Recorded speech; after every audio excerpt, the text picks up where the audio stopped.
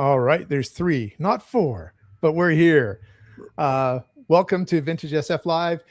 Today I'm joined by Sam of Sam Not So Wise, Bart of Bart's Bookspace, and perhaps special guest Whitney of Secret Sauce of Storycraft. We didn't know for sure whether Whitney could join us. Motherhood is something that is unpredictable at times, so we'll see if she joins us. And I'm really happy to have these guys here. We read a book called The Drowned World by J.G. Ballard from 1962. And I want to just relate a little experience I had with it because I have an opening question about this. This week, for whatever reason, things really built up in the beginning of the days. So I was doing our buddy read at midnight, basically, most days. And I was finding that perhaps it was shaping my impression of the book, that I wasn't giving it as much focus perhaps as I could. And then I read the one last passage in the morning the next day, and that one really spoke to me. And so I have this question where I'm going to pass it around to you guys and see what you think. I have some other ideas as well, but what are some things that here, let me just see how I phrase the question. Does where, when, and even how you read affect your opinions of a book? More than one word answer too, please. Quite possibly. 2 words. I think so. I think, see, because I think you're going to talk about this later. I think it has a lot to do with focus, right? And your ability to own in on the reading. I saw someone talking about this recently, but reading is something that you kind of have to practice, especially like reading and absorbing a lot of the detail that's in a good, difficult book. Hey, Whitney's here. Hi, Whitney. Hi. Welcome. Sorry I'm a few minutes late. Oh, that's fine. We're just happy you're here. You have a good excuse. I do. Actually, before we started on here, we'll get back to your answer, Sam. But before we started on here, Sam had said something like, it's funny how a bad nap can ruin your whole day. Very true. Yep. It doesn't change. So we interrupted your thoughts there, Sam. You want to continue? We're talking about our question that we had on our thumbnail. Okay. Yeah. So I think for me, it's a matter of focus. I can enjoy a book and get more from it if I have the energy and time to sit down and read it. Now, because I also got a baby, 8 months old, I have to kind of read in snatches still a lot of the time. And therefore, you can't really delve into a book properly when you're reading in 10, 15-minute snatches. And I did do that a lot with this book as well. So I think there's probably a lot of missed, and maybe why it's not the greatest book ever for me. So I think it has a lot to do with your focus. I don't know if I'm answering the question correctly, so maybe I'll come back when you guys have said something else. Bart, have you thought about this question? Not as much as I should have, but I will say a couple of things, because it's a question that obviously as readers we come across quite often. You finish a book and then you realize, well, was I really reading it as carefully as I should have been? And I do think it depends on a book. There are some books that I can be quite tired, and they're almost better if I'm tired reading that book. Books that are easy to read, books that are fun, pulpy stuff. That type of book I can read as I'm falling asleep after a hard day, and I'm reading it for enjoyment. When a book is more challenging, now that type of book does require one's attention, and I think being less sleepy might come in handy. And also, to Sam's point, I do think for me, there is a huge difference if I'm sitting down and reading something for 15, 20 minutes, and if I have more than half an hour. Then I can kind of fall into a book, find its pace, find my legs as I'm reading the book. And anytime I sit down and read for half an hour or an hour, inevitably I feel like I've gotten more out of that read than if I broke that hour into 3 parts. So I do think that makes a difference regardless of what time of day if I'm tired. If I have more time, it doesn't work for me well if I'm reading for 15 minutes. This book specifically was a challenge for me because I was listening to it on Audible. I really don't do that often. I think this is only the second book that I've read. I don't know, we could talk about that, whether it's reading or not. But for me, it's never as effective, never as enjoyable to listen. Now I can listen to a podcast with no problem, a YouTube video, one of yours video, I'm happy to watch and listen to. But reading a book, I do better if I'm reading the written word. I think part of that for me specifically also is the fact, and I learned this, I think on BookTube actually, that I have what's called aphantasia, meaning I cannot form images, proper images in my head. If you tell me to, close your eyes and see an apple, I do not see an apple. I don't see anything. I can imagine what an apple looks. I can think about it, but I don't see it. So I think there is that also, which may be kind of unique to me, that the way I'm visualizing some stories is a little bit different than, most readers. So again, I don't know if that's answering the question, but I do think one depends on the type of book. Some books, it's perfectly okay for me, regardless of how attentive I am to it. Some I'm just reading for the enjoyment, entertainment, and I can read them anytime in the bathroom in 5 minutes, as I'm falling asleep with the book hitting me in the face. It doesn't matter. This book, I've had a book hit me in the face. You know what I'm talking about. But to Whitney, whichever way. Yeah. What do you think, Whitney? Well, let me just clarify the question and make sure I got it correct. Is that okay? Can we repeat the question? Well, I'll repeat the question, but you can take it wherever you want, because we ended up talking already about focus here. Okay. But the question had been, does where, when, and even how you read affect your opinions? And we're talking about opinions of a book. Mm-hmm. I would say unequivocally the answer is a hell's yes. I definitely think that, concentration, like Sam was saying, is definitely, as well as the media, like Bart was saying, does change whether you're listening to the book or whether you're reading the book. Some people even do both at the same time, where they like deep dive into a story. And I've done that on several stories. And I definitely think that affects the book, like my reading experience, but so does the author's style. Like you guys, we all read Australia together.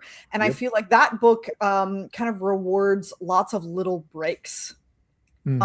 Whereas some of the longer books that we have read, I think maybe punished them because you had to remember all of these tiny minutiae details.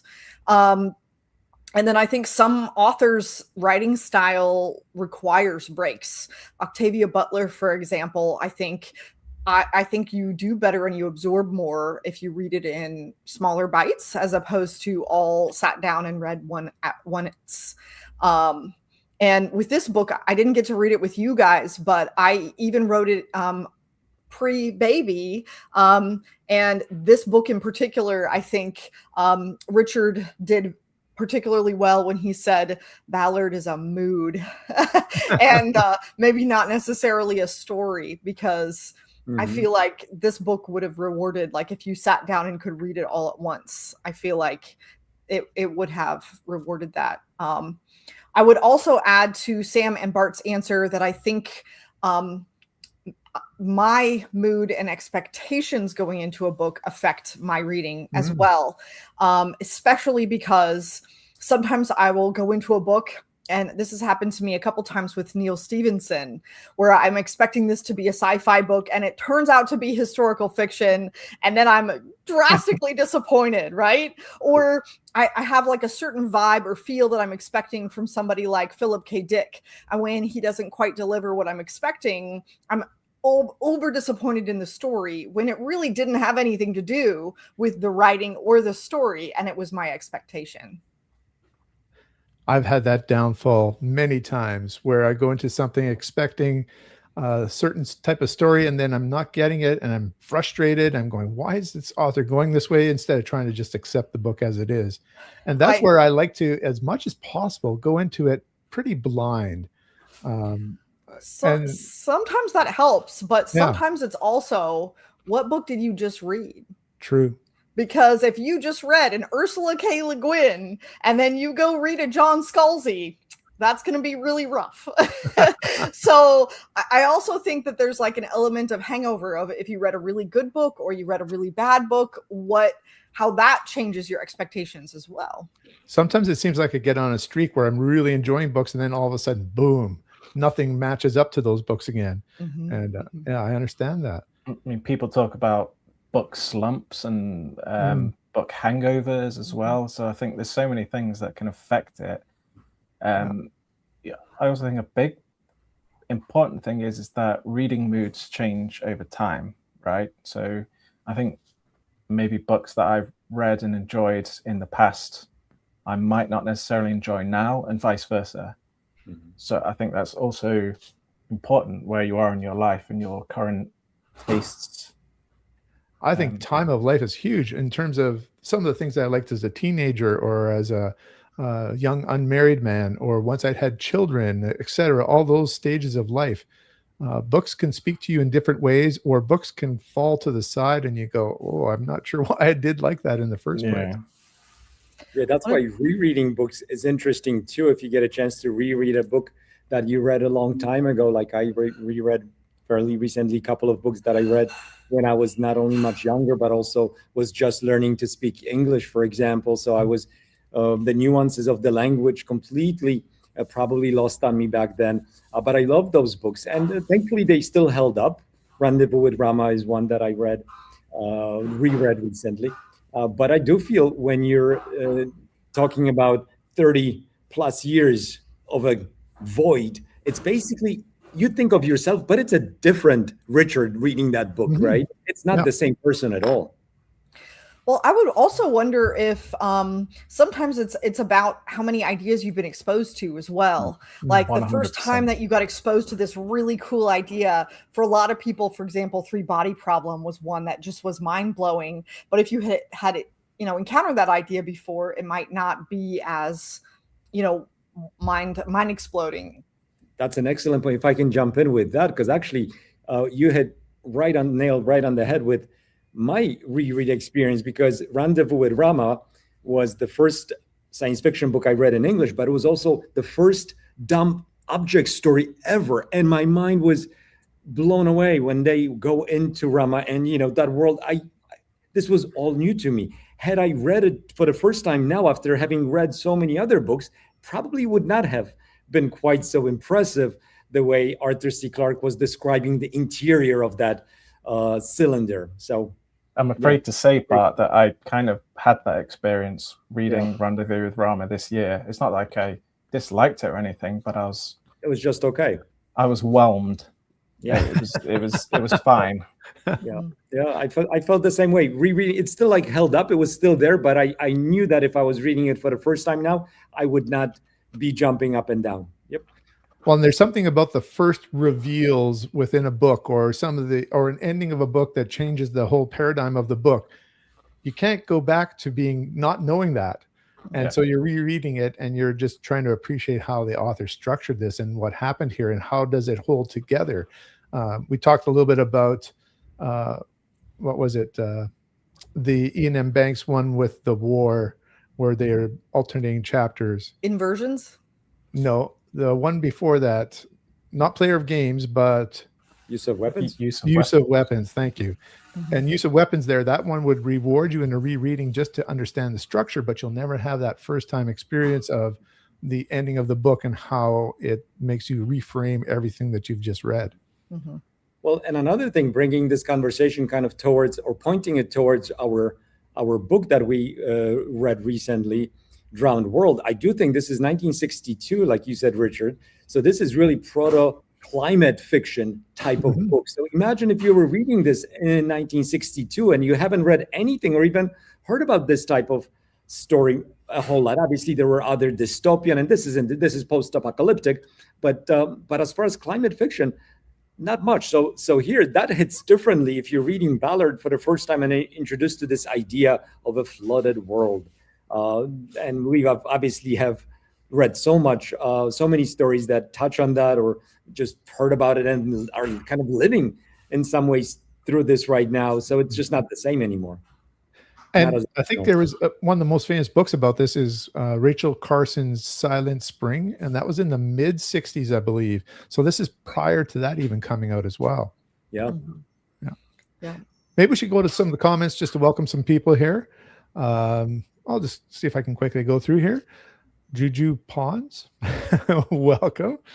Paul, this is a gentleman that I met at Pulp Fest. Had a really good time at Pulp Fest 26 in 2026 in Pittsburgh. And Paul has a new channel. He has a channel that's called Anthology Lord, and he just has 2 videos out, and they're actually really, really good. So welcome, Paul. Check it out. Yeah. Jack Yo, hey.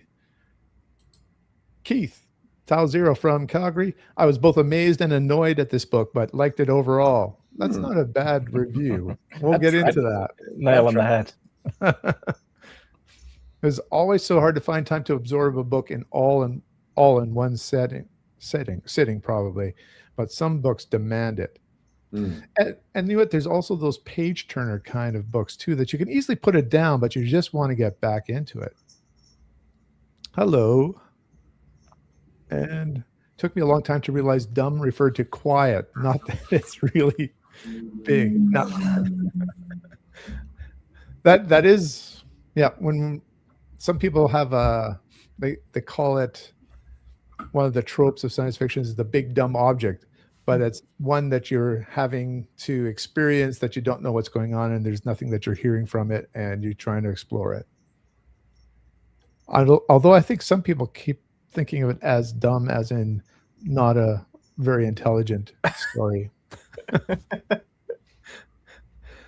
So I wanted to mention that I was reading I was listening to a Reynolds book, because people told me that Reynolds' House of Sun is one of his best books. And not if you ask Whitney. No. Oh, and I think it is. I've listened to it twice on long trips, and I still couldn't tell you exactly what the plot was. There was very interesting things going on in the structure of the universe and how things work with time dilation and all those sort of things. But I find for myself, driving and listening to a book is really difficult. Perhaps I just need to so much focus on other things, or my mind will just go to the plan of what's going to happen in the rest of the day, etc. I need that sitting down in a chair. Perhaps if I was just listening to it sitting in a chair and alert enough not to fall asleep, that would work. But for me, that written word is very important too. Mm-hmm. I agree. When it comes to listening to books, the difficulty also I have is sometimes I just don't want to bother going back. So if I'm reading a book and I realize that, oh, wait a minute, the last paragraph or the last page, what happened? Like I realized that I space out. It's easy to flip back and just to listen and to read again. When I'm listening, I often don't know exactly how far back I should go. It's a little bit more difficult to find that place. So that's another reason why. I do have to say that's a little bit of an experience of audiobooks, which isn't a problem, because the same could be said about going back in the book, and you're like, well, should I start at the beginning of the chapter, or should I just go back a paragraph, or that kind of stuff. But sure. I'm talking about myself. I'm not saying. Oh yeah. I'm just saying for me. Then I'm just like, okay. Yeah. I keep going. I've literally never listened to an audiobook, so I don't have much to say. But I would, for example, this book, like Ballard's prose is pretty intricate at times in this book, and I read it on my Kindle. And one of the great features of Kindle is when you don't understand what a word is, you can highlight it and it will tell you. And I had to use that a lot in this book, so I can see how it would be a difficult reading experience listening to this kind of book. And I'm sure types of book, it might be different for you, Richard, if you read something less dense, because House of Sun is very dense. So if you're listening to a thriller, then maybe it would be a little easier for you. And I have, I've gone to sort of those bestseller thrillers as books to listen to when you're on the road. And it doesn't really matter if you sort of zoned out for a while. They keep sort of repeating the clues or the peril that they're in, so you know what's going on. Well, and some books are more aimed at, like, I think they do better on audio, and then some I think do better in print. But I agree with Bart. I must say, I don't think that I would like Ballard as an audiobook, and I love audiobooks. So I think part of the process of Ballard is enjoying the prose, right? Like enjoying the world building, enjoying the descriptive, poetic nature of his writing. And I think that would be harder on audio. I totally agree. So, And for Ballard, some prose is great reading out loud. You guys have kids. Reading some of those children's storybooks just begs to be read out loud. But sometimes when you have a lot of big words or some very interesting phrases, but they are of an intellectual level, it's not necessarily how the words sound together. It's the idea that's thrown together within the concept. And that one's, I would think that some of Ballard is really difficult. I don't know, Bart, perhaps you can tell me, but it's difficult to pick up as you listen to it.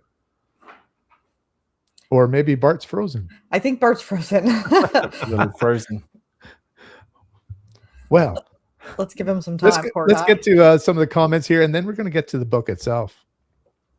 And if Bart, if you can hear us, feel free to just go out and come back in too. Comment: Drowned World grew on me in the days after I finished reading it on reflection. I agree. I think that's true. Yeah, I think I felt that way too. Hi everyone. I like Ballard very much, but it's been a while. All right. Well, we'll try to refresh your memory. Vivid language. That's something that we all. Well, Whitney wasn't with us at the time, but that's something that we remarked on, was that we could visualize this world within the first chapter. His descriptions allowed us to really visualize this world. Welcome back, Bart. Thank you, sir, about that. Yeah, no problem. Since we're getting into the comments about this book, I have to ask you guys if it changes anything, because I think Sam also mentioned that for a climate fiction or apocalypse book, this was a very kind of a different type of a story. So does it change your opinion to know that this book was published the same year as Hot House by Brian Aldiss, which is another climate fiction style story, right? Not exact, but very differently written, very hot world, very dangerous world, not quite flooded, but still kind of comparable and interesting. Mm-hmm. So was it something that was kind of in vogue? Because I haven't read that book. I'm not sure. Because one thing I found, authors. Yeah, one thing I found interesting about the apocalypse in this world, and I don't think this is a spoiler to say. No, go for it. But it's not a man-made apocalypse. I don't think I've read another book, another apocalyptic book, where it hasn't been caused by humans. For example, nuclear holocaust or climate change or virus. I guess some viruses aren't man-made, right? So I guess that is the difference. But this kind of end of the world apocalyptic, the world is screwed. It's not caused by humans, and I thought that was different as well. Feel free to say what the cause was if you like. Yeah, it was, so the sun was having God, you can tell I'm not a scientist. It was having more solar flares, stronger solar flares, a higher rate of activity, which stripped a layer of the atmosphere and caused the Earth to heat up. Yeah. And so I'm sorry. Go ahead, Bart. I was just going to say solar radiation melting the ice caps, polar ice caps. Correct. Yeah. Yeah. And so it got to be so hot even at the equator that people couldn't really live there. And we were seeing the world was changing, and we were specifically in the London area, and it was becoming a swamp. It was the cities were underwater. You could just see tops of buildings, and we were getting alligators and other creatures there, and the fauna and flora were of more of a tropical nature, and people were still pushing towards the poles, trying to survive this disaster that was happening. That's really set up very much in the first chapter, with a few of the scientific details coming a little bit later. But we're introduced to some characters who basically are on a scientific mission that's going to be pulled and have to be brought out of this area. And some of them don't want to be. In fact, some of them seem to be having dreams and wanting to go further south, almost like they feel like they're devolving, that the earth around them has evolved so quickly, or devolved so quickly to a Triassic kind of state, that their minds and their experience and the mood of this place is also wearing on them as well. And to me, that was that mood that Whitney had mentioned, that mood that Ballard brings. The plot was almost secondary to just that overwhelming feeling that you have, that there's nothing really we can do. This is the way the world is going.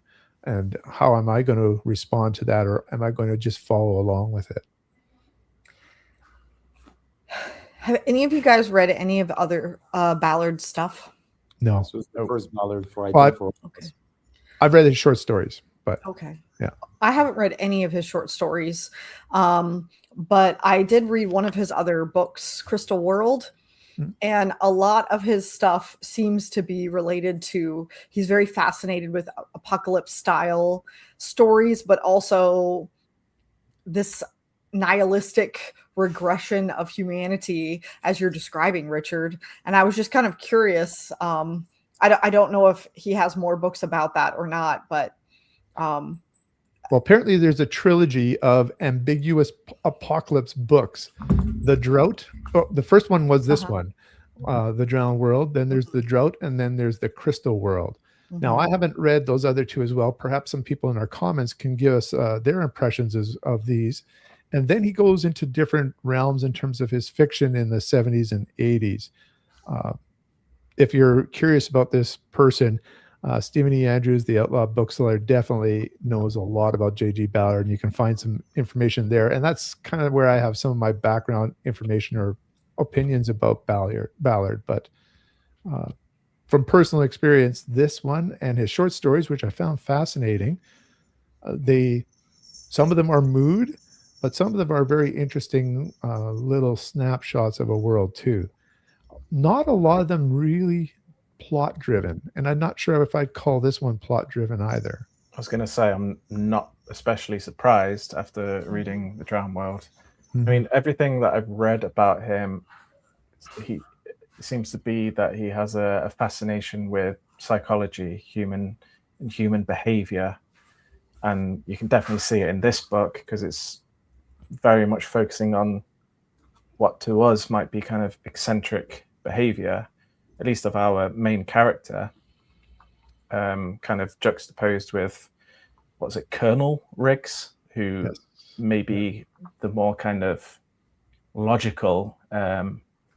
So and there was quite a few interesting sections at the back of the copy that I had, where saying how he really likes his sci-fi, he's not bothered about outer space or space operas or anything like that. He wants to go inwards into humanity and look at our world. And a lot of this book was focusing on what do people do in scenarios of kind of massive upheaval. And it was kind of his extrapolation of what he thinks people would do, because generally we have it cozy, we're pretty comfortable, we're pretty nice. But if one example he gave was, if a Hiroshima happened to you, how would you respond to it psychologically? And I think the book did that well. And also, I would add a couple of books that I don't think you guys mentioned that also, I think, show his preoccupation with this looking inward. The famous Crush, which I have not read. Again, this is the first one, but I do see a pattern with Crush. Obviously, he's looking at the kind of de-evolution of human psyche, where car accidents are sexually charged almost. It seems like a wild book for sure. And also there's High Rise, another one, which I think does that in a very kind of a condensed setting, what happens to humans. So he's definitely an interesting author. I would say with this book, there were a lot of things that I enjoyed about them, and then there were some things that just clearly didn't work at all. So it was a bit of a mixed bag, but I'm very interested in him as an author. He definitely has something to say, and his prose, like Sam said earlier, at times was definitely interesting to read.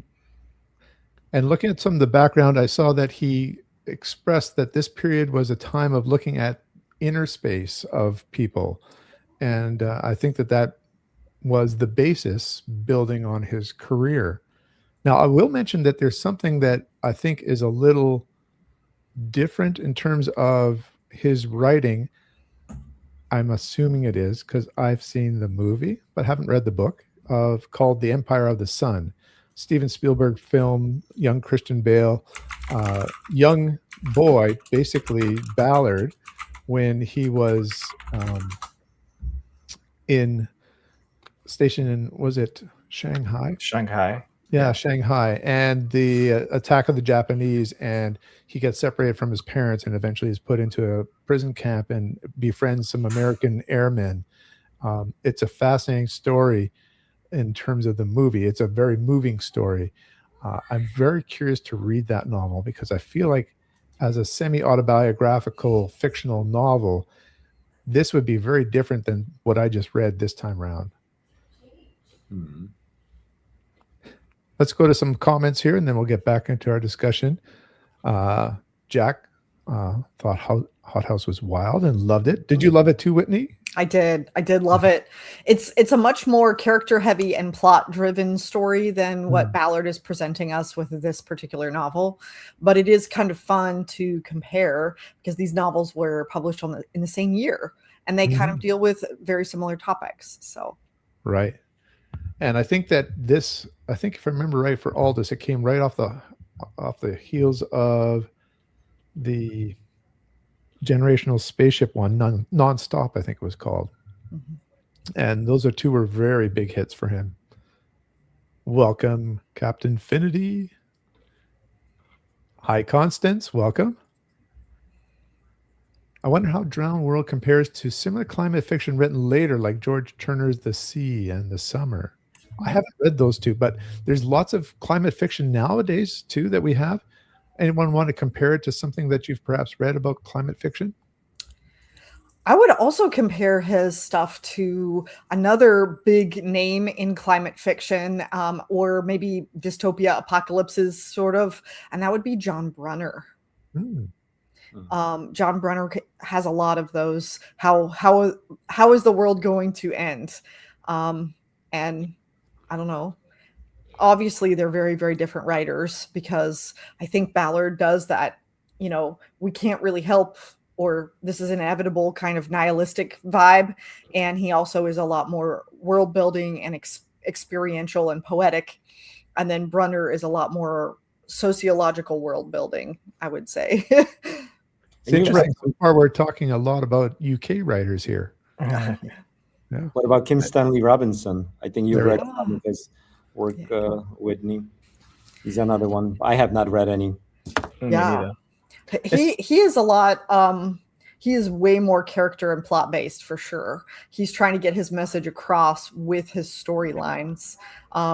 So I would say, if you're going to compare a little bit more vintage to the modern focuses on the storytelling and then gets their message across, and then I would say like Ballard and on others are kind of more focused on their prose and on the descriptive area. And I don't know, like maybe the UK just is really interested in the apocalypse.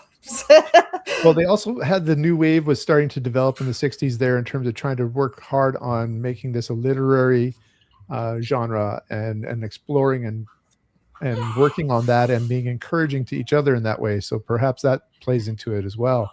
But I think it might be interesting now that you've said that to compare if you read The Drowned World and then read The Wild Shore by Kim Stanley Robinson, because they are sort of in a little bit similar climate affected worlds there. What I wonder about comparing it to other climate fiction is I feel like, not that I've read much or any, I can't really remember. I feel like climate fiction and those kind of dystopian apocalyptics are, as Whitney's saying, kind of getting points across, getting messages across, usually warnings. Whereas I don't think this is not warning fiction, Right. in my That's opinion. true. There's no warning, there's no message. There is a theme or kind of a like a concept that he was really wanting to explore, which we can talk about later whether he did it well or not. But I don't really think he's trying to say anything in this book. So I feel like it's not maybe that much in conversation with other climate fiction. You don't think he's trying to say nihilistic stuff, or like there is no way that you can escape this, haha, or regression is better, or you don't think he's saying any of those things? No, I'm with Sam. I don't agree. I was laughing because I was just trying to jump in and say exactly the same thing, that I do not think he's giving us in any way a warning. Sure, he may have some nihilistic thoughts and just kind of, the protagonist in this book isn't someone who is trying to uphold the civilization, but at the same time, I don't think the author is trying to warn us against anything. And in principle, there's nothing we could do about solar radiation anyway if that happened, or very, very little. So I'm with Sam. I didn't think this was a warning fiction in that sense. Well, I don't think it's one of those ones where he's shaking your finger at you. You shouldn't have been, polluting your atmosphere type of thing. It's certainly not a warning about climate. It's Right. almost a warning about your psychological response to disaster. And I think that's where Whitney was getting at too, right? And that's why I don't think it's in conversation with climate fiction, because it's not. In my opinion, it isn't climate fiction. It's psychology fiction. And this is where it reminded me of Conrad's Heart of Darkness, because you're looking at the humanity and its reaction and the depths that potentially you could fall as a human, or the nihilistic, as you were saying. Hey, I'm so sorry, you guys. I really appreciate. I have to go. I'm so sorry. Baby is calling. No I will be back. I'm so sorry to interrupt you, Richard. No, please continue. Nope, go for it. We're very happy to have you when we have you here. Thank you so much. Bye. So I think I had my thought there, but I think there's another interesting comment here from Jack. This actually happened about 12,000 years ago, nearly wiped out humanity. It's called the Younger Dryas. I read something about this, I believe, in Sapiens by Harari. I think that's his last name. Mm-hmm. It was a period where we actually came down to just thousands of humans existing on the planet before we recovered. Scary. Yeah. I wonder I don't know if that is something that was common or that potentially Ballard had researched, but it would be interesting to think about his story. Would humanity recover? There was definitely a huge loss of population, and everybody was driven to the above and below the Arctic and Antarctic circles, I guess you would call them. Would there be enough to allow them to exist? Did they have enough technology and food and et cetera to make it work? Yeah, I've not read the book, but I would like to see his response to The Earth Abides, right? Because I feel like like I said, I haven't read it, but the story is basically the Earth doesn't care. It will fix itself and do what it wants to.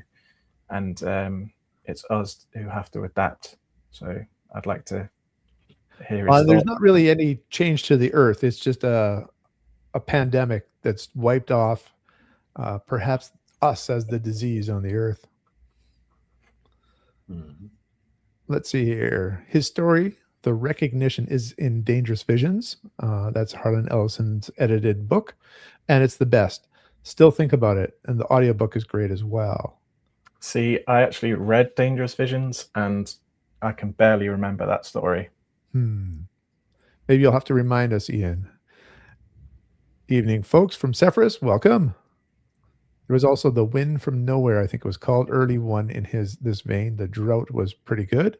Okay, so that's a positive for that one. Empire of the Sun was an excellent book, a bit grueling in spots. Thank you. The Wild Shore was very fun. That's the Kim Stanley Robinson one. I haven't read High Rise, but I'm 15 minutes into the movie. I sort of wonder, for those who are Ballardian, would you say? I wonder how they feel about the many movies, because there are quite a few movies of his work. And Bart was talking about Crash. That one had been made into a movie as well. A Ballard book, The Drought, is more of a warning book than this one. Definitely more about devolution. Mm-hmm. And I think that was really a strong theme in here in terms of whether you abandon the fight to push back the ocean. There's some scenes where they're trying to create dams and pump out water from this area in London. And it's strange. I think Sam remarked how at one point we kind of were hoping that our protagonist was going to be able to sabotage this. I don't know. Do you want to say more to that? Well, I think that kind of speaks to the question of your psychology again, that's what he's going for. That's like,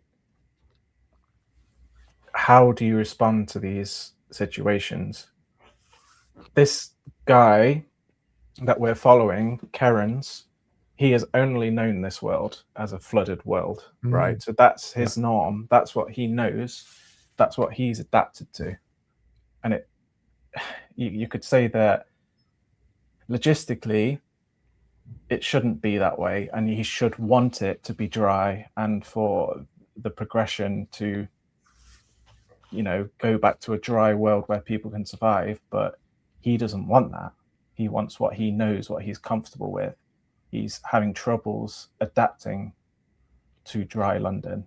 And there's also kind of like maybe an aspect of the mysterious when he's living above these areas. There's like a romanticism to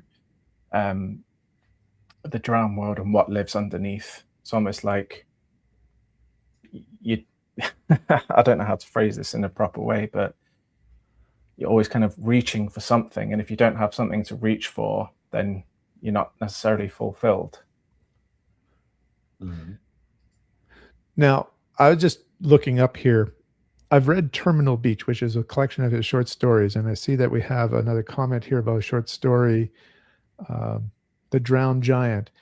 If I remember correctly, this is the one where there is a giant that's washed up on a beach that is dead. And Paul says he's just read that one. Great story, but very different from this story. It's more how something so fascinating can go back to being mundane after long periods of time. And we kind of watch this giant eventually disintegrate, or some parts of it being used, and it just becomes something that's part of the beach in that story. Robinden's The Green Earth was a lovely read, but feels more like fantasy every day. From Constance. I haven't read The Green Earth. Not familiar with that story. Well, I would just say, if I can jump in, going back to what we talked about with this regressive tendencies of our protagonist, I almost felt this was the most interesting aspect of the book to me. I was thinking about it. It's thought-provoking, and I, for one, wish that Ballard did more with it, like took it even further, went deeper with it, took it to the next logical step, whatever that might be. I was missing that a little bit when we got into the plot and action and damsel in distress. Like that kind of stuff was just like whatever. But the intellectual, the thought-provoking part and the intellectual exercise of trying to figure out, is this something that could happen? Probably not. But I thought that was very interesting and original. So I wish he did a little bit more with it. It seems like he had it and kind of went halfway, but still tried to write something that maybe would have been written in the golden age, trying to put some things and, so yeah, it could have been a better book, I have a feeling, if he just doubled down on that idea. One thing I remember you noting, Bart, was that something that was a bit distracting science-wise is how fast our world changed towards Triassic Because I think we're talking about perhaps about a 70-year span that this had occurred so far. Want to speak to that a little bit? Well, I mean, I think the book is 2140 something is when it takes place, but I think it was about 70 years, like you said, that the polar ice caps have melted and started in a big way to transform this world. So our protagonist, he's only lived in this environment. But it did seem like early on, and then I didn't see as much of it, but early on there was indication of just ginormous, or that's how they were presented, insects, mosquitoes, bats that were huge flying around, also reptiles, and flora also as well. So to me, it seemed, and it's not a huge deal if you're going into a little bit of fantastical element with this, but it seemed like that type of evolution is not possible. Obviously, animals go through mutations all the time, and if the mutation happened to be more advantageous to the given environment, you're more likely to procreate than others who do not have it. So slowly, over tens of thousands and really millions of years, animals evolve and change, but not within 70 years, I don't think. So that seemed a little bit odd, but I think it was really necessary in order to give the feel of the world that he wanted to. And since he didn't have something like, for example, in Vandermeer's Annihilation, we have the zone, right? But that is something mysterious that's happening that we don't know what it is. It's alien in nature. So there, the animals are evolving, changing. Humans, whatever happens to anything that goes into it, is kind of done because of that. Whereas here, if we're actually using evolution, I just thought it was way too fast for any type of evolution to take place. In fact, what happens when there's an abrupt change like this kind of solar activity, most animals and plants will just die. They will not be able to adapt and mutate quickly enough. Most likely they would perish. Most climate fiction, there's no animals left, no insects. Typically animals are dying left and right. And here we had, so I don't know. It was just a thought, but it wasn't a problem for me necessarily, not a big one. And within the novel, he definitely used the word Triassic a couple times in terms of describing it. Yeah. I had thought that it was perhaps a migration of creatures and fauna from the equator as it was getting too hot up there.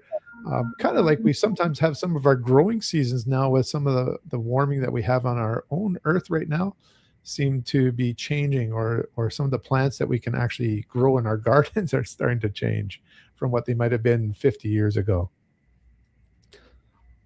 Yeah, it was a point that didn't particularly bother me. I didn't notice it. I think there was a little bit of kind of trying to hand wave it with kind of higher levels of radiation, and also just this kind of whole thought of devolution. I do think that most of the animals were dead and there was only a select few around, and the ones that were around were the kind of animals that were around in the Triassic. But I do agree that it seemed a little bit sped up. Now, we kind of had three different types of people in response to this crisis here. We had, actually maybe even four. We had those who were working together in an almost military system. We had some pirates that were involved trying to loot the world. We had some people who were just basically giving into regression or de-evolution.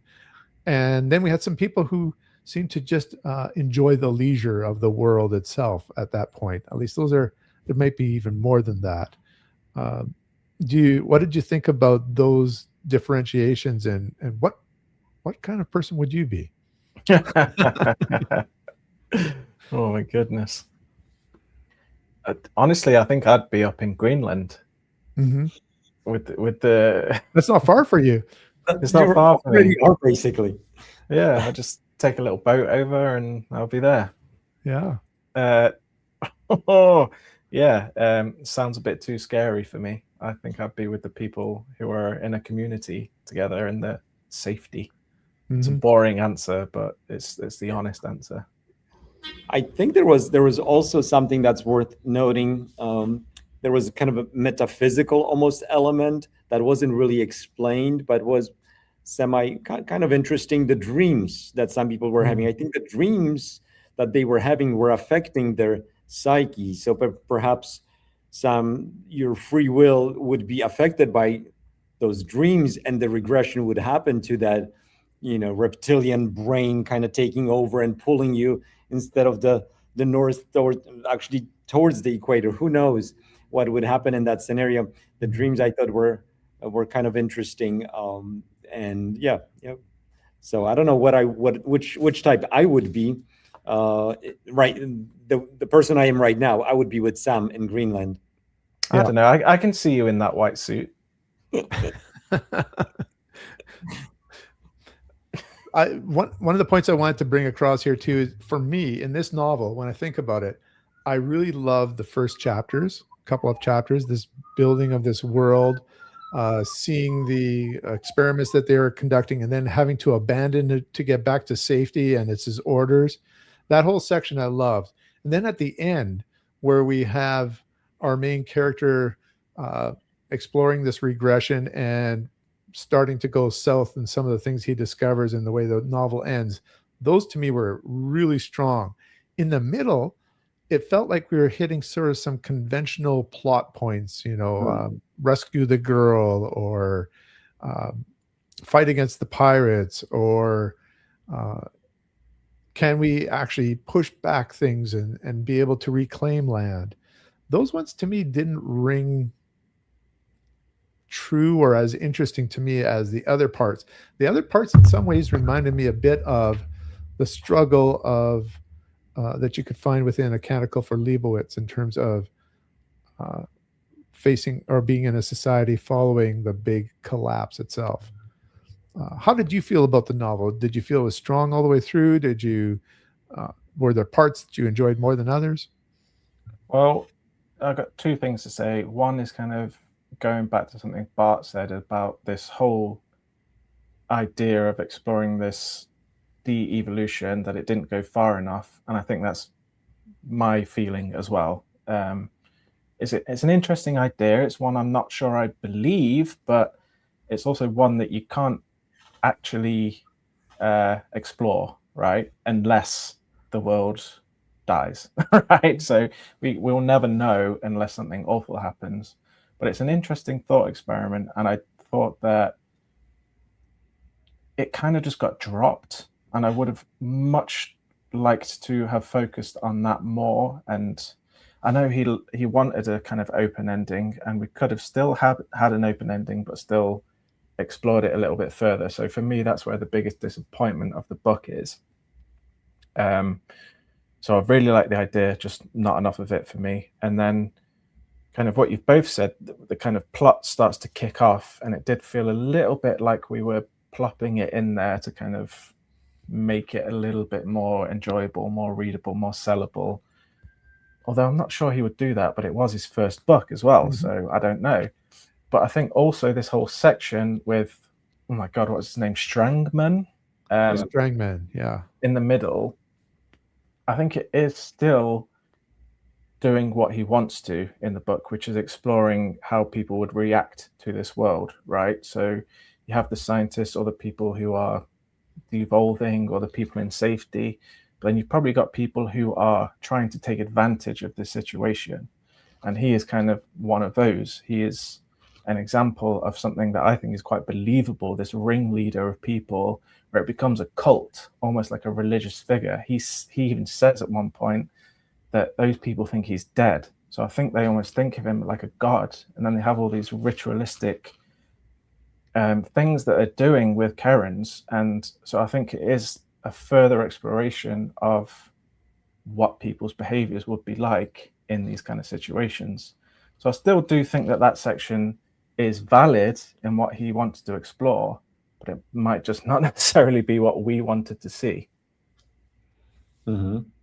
I agree with everything Sam said, and I would just add to it that also the ending seemed like Ballard was trying to bring back the core of the book with the ending, but again, it didn't go far enough. And also it introduced another thing that just seemed to me to be just like thrown out there, the religious aspect, calling him, I think, explicitly second Adam, or Adam, the biblical Adam, which I also thought was just curious at that moment. I mean, I guess you're just thinking that he is going to repopulate the earth in some way, just become in the new humans. But yeah, didn't quite stick the landing for me. But still, the beginning and the ending was more interesting than the middle. The middle, I felt, like Sam already said, was written in a much different way. And it just didn't work for me. Also, a ton of plot conveniences, which always just piss me off. They bother me. There's a Polish saying, "Zabili go i uciekł," and this works with that, which kind of translates into they killed him and he ran away, type of scenario, type of book. It works a little bit better in Polish, "Zabili go i uciekł," but it kind of felt that way in this book a couple of times, and in a book that is written well and aims a little bit higher. It's got this cerebral kind of a thing going on. This middle was just a little bit confusing. I wouldn't mind if he picked up pace if there was some plotting, but not this. So because of that, I gave the book a lower score than I would have probably otherwise if it was a little bit more consistent in how it reads. So that's all I wanted to say about that, I think. And one of the things I had noticed when I looked up some information about the book, it also appeared first in a shortened form in January 1962 edition of Science Fiction Adventures, and then was published in book form later that year. And so it was expanded. The story was expanded. So I don't know which portions of this story were part of that expansion itself. That's interesting, especially if an editor told them, well, we can make this into a book, but you need to put some this, and that into it, and then that's what we get. It would almost make sense. Yeah. We need some peril here. We need you rescuing the girl. Get that in the story, buddy. He doesn't, though, does he? No. So let's go back to the comments. When Constance had mentioned the Green Earth, she responds that it's a trilogy, extreme climate optimism. Yeah, that's doesn't seem to be often the case in stories, is it? It's more often that warning message, or you've messed it up now and look what has happened. Captain Finity, my understanding is that the mutations are not driven by environment. They are random, and it's their survival that is dictated by the environment. I don't know one way or another. Hello, Goatman. Morning, Deb. Good evening. And we have also Matt from Toronto, or north of Toronto. It says hi, at least to Deb. Paul says, do you think that the disaster not being man-made affects your opinion of it now than if you can imagine reading it in the 60s? That's a difficult question. Well, I was just thinking about that, whether a book, if the book was written now, whether that would be a political message. You know, if one writes a climate fiction book right now and says that it's not humans causing it, whether that would be taken as kind of a right-wing leaning political statement, which it didn't have to be back then. I'm not saying it. I don't know anything about Ballard, but now I think it would be. So there's that. I think you're right. Because it's a common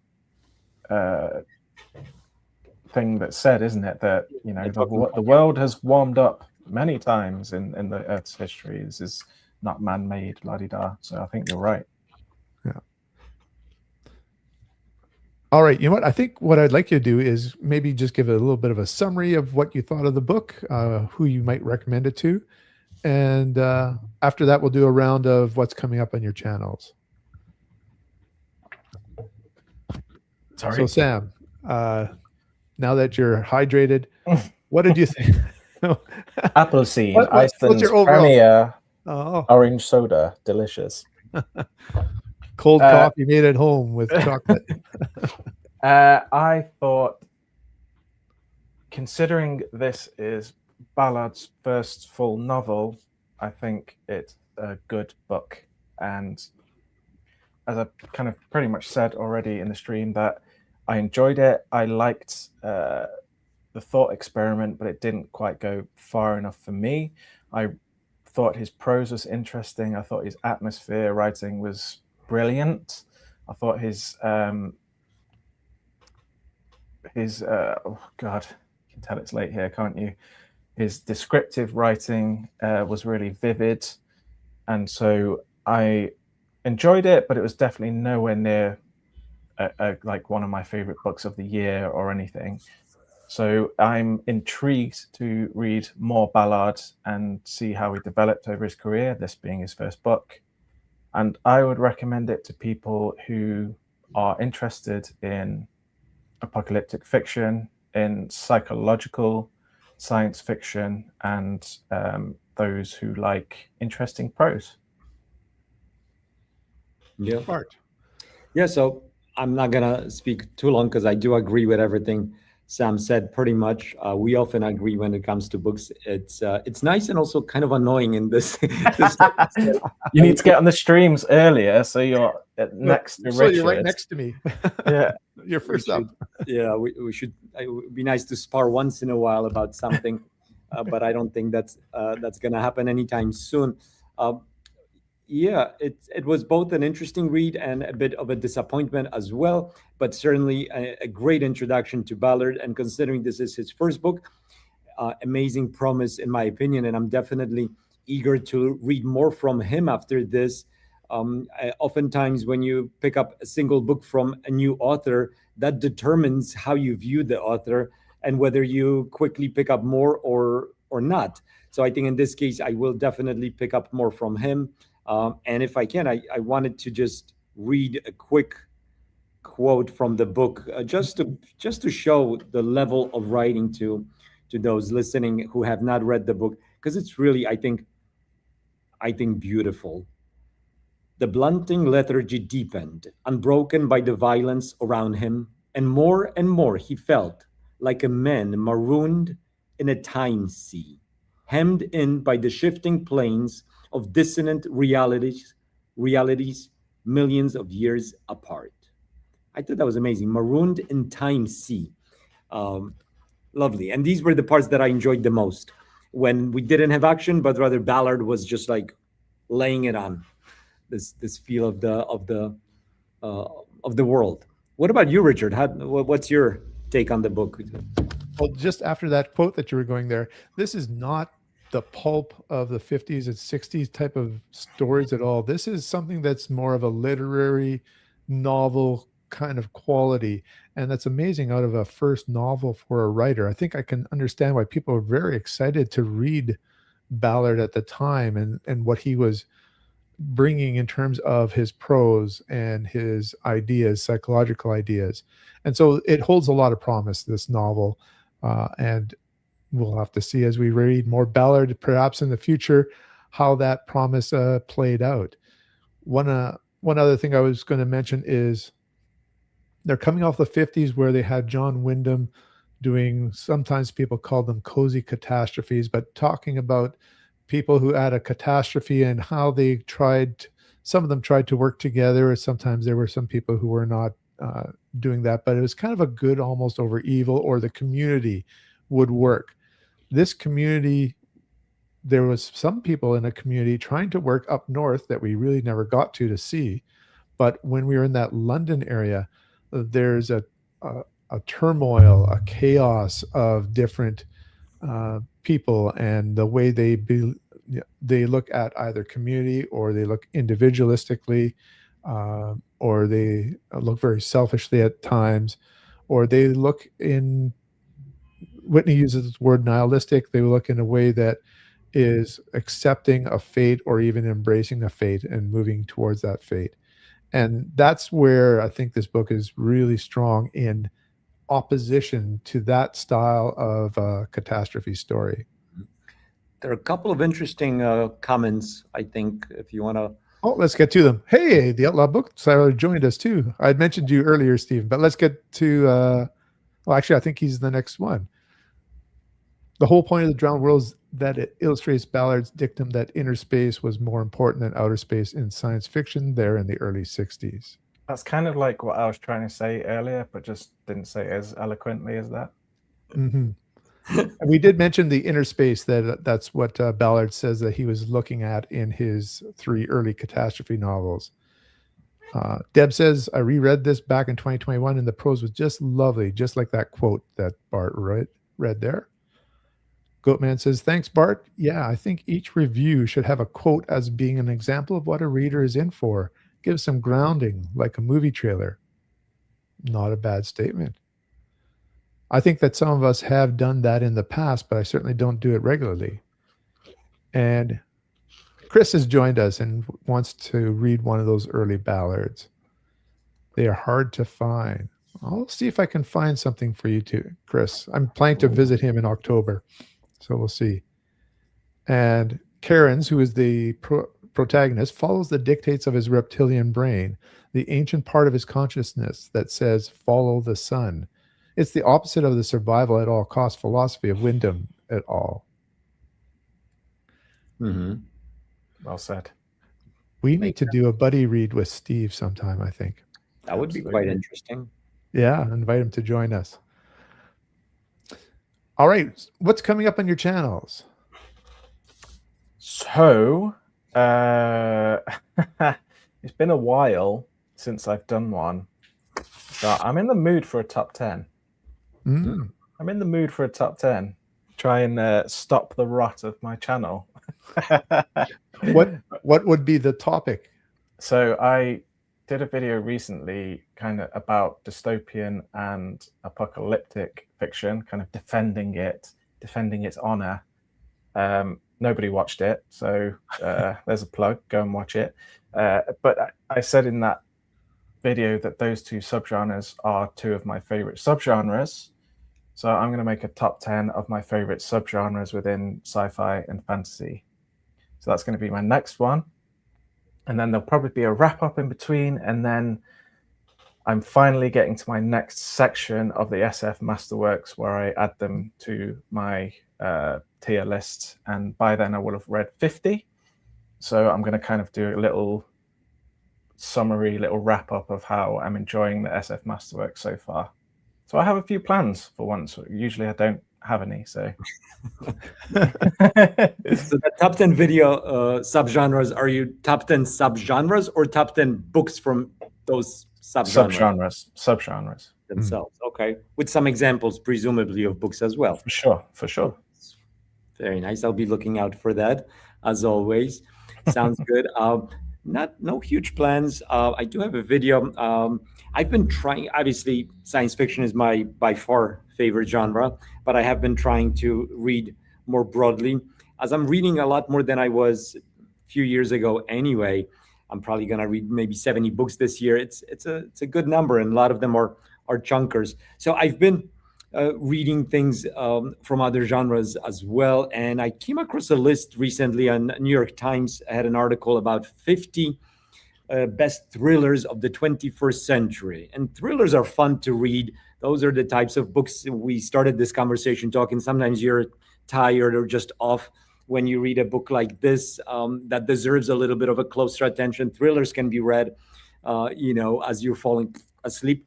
So that list I found interesting. I didn't read too many of the books on it, but I'm gonna probably finish the video today talking about some of the books, talking about all the books on that list and also the ones that I've read and enjoyed. There's some good ones there. An interesting thing with thrillers is that they can be that you could find thrilling books in different genres. So you could have science fiction books that can also be thought of as thrillers, and obviously crime novels and historical books can have a thrilling plot to them. So it's a very interesting kind of a twist on a subgenre. So that's what I'd like to do.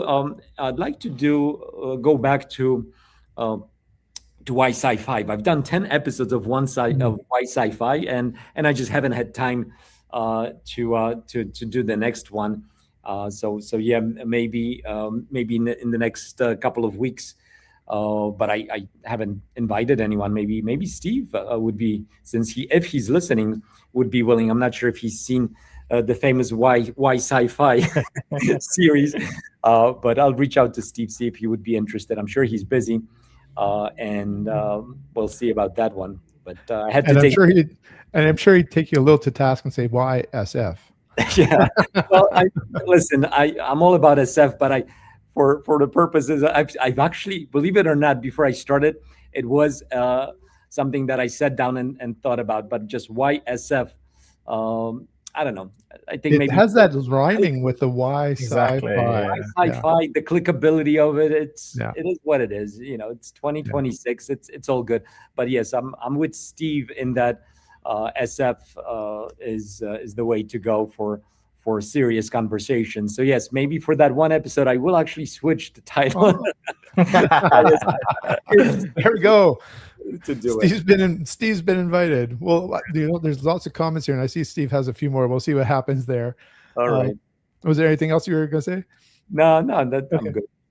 And I was just going to say, I went to Pulp Fest, and so I had a ton of videos about that and bookstores that I found on the way there and the way back. The interviewing bookstore owners has really gone well for me in terms of that. So I've enjoyed that.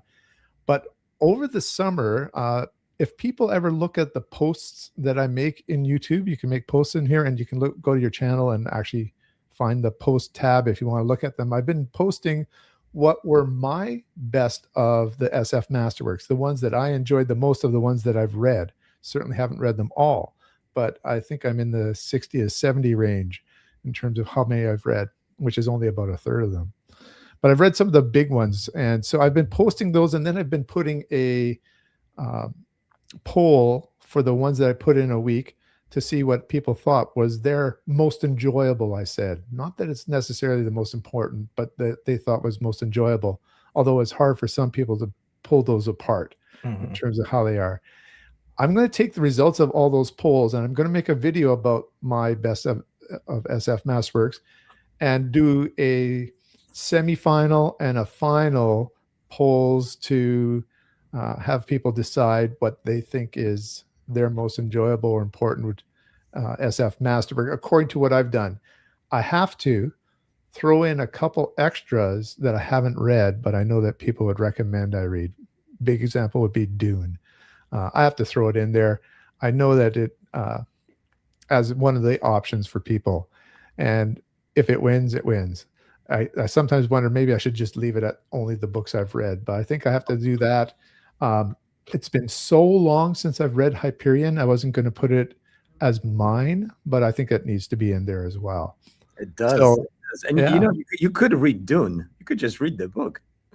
Well, of course. I plan to read it sometime. One of the things is because the movies have all been coming out, I feel like it's overexposed. So I haven't really wanted to go there at this point. Got it. So anyways, there's going to be some stuff about my best of SF Masterworks and people being able to vote for their opinions on those as well. Let's get back here. There's quite a few comments that all of a sudden came in. Deb says the 60s were really into the idea of cellular memory. I can see that tying in with this which has been pretty much disproven now. I believe that Deb is a biologist of some sort. And for the sake of the novel, I think this one concentrates on individual evolution, which has dated. And Steve's back. It says at this stage, Ballard isn't just writing SF. He's writing SF that refers to other SF. He's being metafictional way before anybody else in the genre. By the way, Steve has written even, I think, some articles or fiction about Ballard in some collections that they do every once in a while for those who follow Ballard. There's a Ballardian following. And he continues with a view to encouraging writers and readers to adopt new ways of developing the genre. He's overturning expectations, which is something that SF audience even now needs to think about doing. And Deb comes back with, from her other comment, which talked about it's dated significantly. The idea of the reptilian brain is disproven entirely, but still works delightfully in this dreamy book. One of the things I have to say about science fiction is it doesn't matter if something has been disproven. It's of its time and it's a story. It's not all science fiction is about trying to be hard SF to the point that if it's prophetic or perfects it, wrecks the story that you want to tell, that you can focus on aspects of it. Well, I like telekinesis, like telepathy, right? Yeah. But I think these books are kind of like a time capsule, and For sure. and when we read them, we can jump back into 1962 and see how people thought at the time with many of these books. Yeah. And it's interesting with the telepathy. Now I've seen fiction about people who are connected to virtual realities with wetware in their head, and that they can, if they can hack another person, read their mind and those sort of things. So it's interesting how it can come around again in different technological ways. Maybe I should try reading a thriller short story in the morning to help make me up. Maybe that thriller list was from the New York Times. Is that right? New York Times, 50. Yep. I think I'll have the video up tomorrow if I can finish it today. I have heard some other people talking about it and saying it actually, opposed to some other New York Times lists, this one really was a very good list, that they agree that many of these were very good. Well, we'll have to find out on Bart's video. Yeah, it's a quick video, but yeah, it'll be there. The list is there. Hey, Joe is just back from a county fair. Welcome. Okay, he's lost in time. I enjoyed the Involution Ocean book you talked about in one of your videos, enjoying other vids as well. So we got a little talking back and forth. My mid-wit take to Paul's point, we had nothing to do with the catastrophe, is important. It puts characters through an existential crisis where they acknowledge the planet doesn't care about us. That sounds like a good point there. I'll have to think about it. It's kind of like what I was trying to say, but much more eloquent. Just Yes, read Dune. Just get on it. Marine biology and zoology at uni. Histopathology for work. What is histopathology? That's exactly what I was wondering. Hopefully Deb's there and can type quickly on this one. If I'm right, it's tissue, like history of pathology of it's tissue of. See, I used to work in a blood bank, and I think there was a histopathology department where they would get in like little pieces of people, like little. I'm forgetting all the words. Okay, viewers, quickly Google. Like, for example, I had a tissue pathology. Yes, we got it. She's there. Yes, so I was pretty much right. You were there. You were there. You had it. The epithelium pathology. So, like, people like her were analyzing like my stomach tissue when I had the tube down the throat last year. Ah, okay. And Brittleby says, I think a message of guilt and responsibility for the catastrophe would just muddy the waters for this particular story. Yeah, that's something that isn't there, which is unusual in catastrophe books, isn't it? Well, not only is that not there, there's also another thing missing to me, the conversation about how so many people dying is affecting the ones who are living, because presumably, I mean, millions, billions of people have died. Yeah. During and this. It's a water world where they're not burying them. They're down there. Yeah. So, and that's missing from the book also. But, you know, I think he was going for something else. Yeah. Perhaps. Yeah. I think Brittleby's got some good observations here. Biopsy is the word that you were looking for. Yes. Although I must say that some very interesting specimens came through the hospital when I was working there. I'll tell you when we're off live. Maybe Deb wants to join us for that. After hours with Deb. Well, if Whitney was still here, she would definitely join that conversation. Oh, that's right. Unless she shared some interesting things with me when we were hanging out together. So she's got some battle stories to tell and some pictures to prove. Yeah. Oh, people in the medical field. I mean, even my wife for a while was an assistant within an old folks home, and some of the stories of what they were faced with some of the crises in the old folks home too. So Mother Gaia is a narcissistic, is what I'm thinking. Jay cries to the moon, man in the moon. Do you at least care? Sounds poetic to me. I'm not sure exactly where you're going with that, Goat Man. I thought you were a mythos guy. Okay. It's I'm getting lost. beyond me. I'm not sure Yeah. if there's some fantasy or horror going on here.